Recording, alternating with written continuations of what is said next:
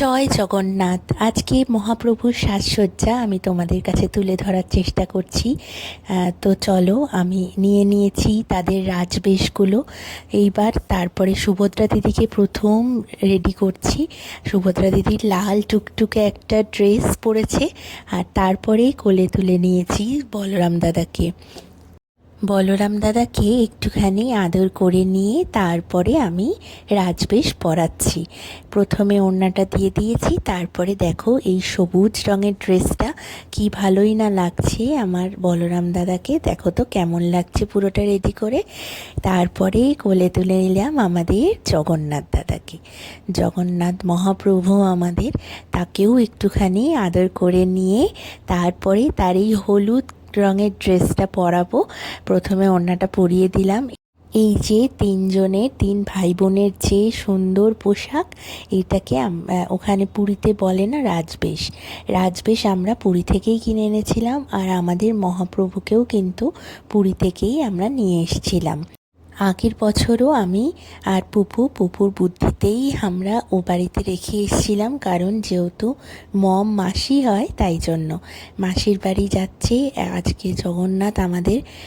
আমরা নিয়ে যাব জগন্নাথকে মাসির বাড়িতে। তো কেমন লাগছে দেখো তো জগন্নাথকে, কি সুন্দর না হলুদ ড্রেসটা। আর সব অসম্পূর্ণ থেকে যাবে যদি এই গোলাপের আতরটা তাদের একটু করে না ছুঁইয়ে দিই। গোলাপের আতর কিন্তু জগন্নাথ দেব ভীষণ পছন্দ করে। আজকে হচ্ছে আমাদের সোজা রথ, তাই জন্য জগন্নাথ দেব, সুভদ্রা দিদি আর বলরাম দাদাকে তিনজনকেই আমি পোশাক পরিয়ে আতর লাগিয়ে রেডি করে দিয়েছি। আমার কাছে না জগন্নাথ দেবের আর কিছু জুয়েলারিজ নেই, তাই জন্য আর পরাতে পারলাম না। আমি আস্তে আস্তে কেনার চেষ্টা করব।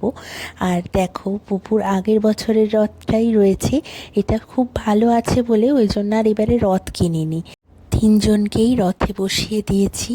তারপরে না আমি একটু রান্নাঘরে চলে এসেছিলাম, তার কারণ মহাপ্রভুর জন্য আজকে একটু ভোগ বানাবো। আজকে বানাচ্ছি মহাপ্রভুর জন্য ভোগ বল্লভ। এটা হচ্ছে 56 ভোগের মধ্যে একটি। তো ইচ্ছা হলো যে এইবার আমি মহাপ্রভুকে একটু ভোগ নিবেদন করব, তাই জন্য আমি বল্লভ ভোগটাই বানাচ্ছি।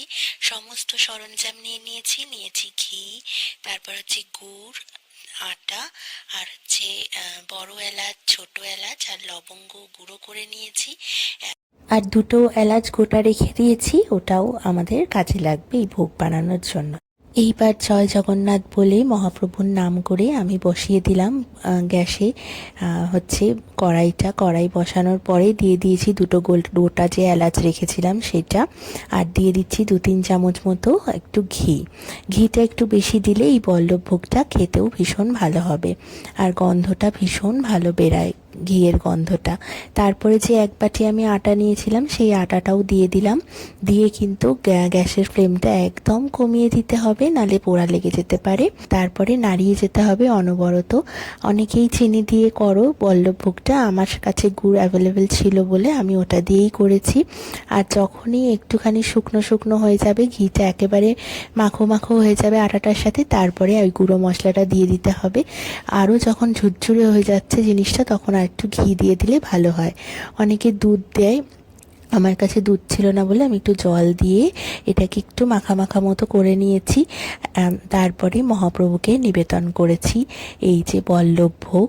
দেখো কি সুন্দর দেখতে হয়েছে, অপূর্ব তার স্বাদ। ভোগ দর্শনেই কিন্তু আমাদের সমস্ত দুর্ভোগ কেটে যায় জীবনের, তাই জন্য তোমরা দর্শন করে নাও ভোগ, আর বলো জয় জগন্নাথ।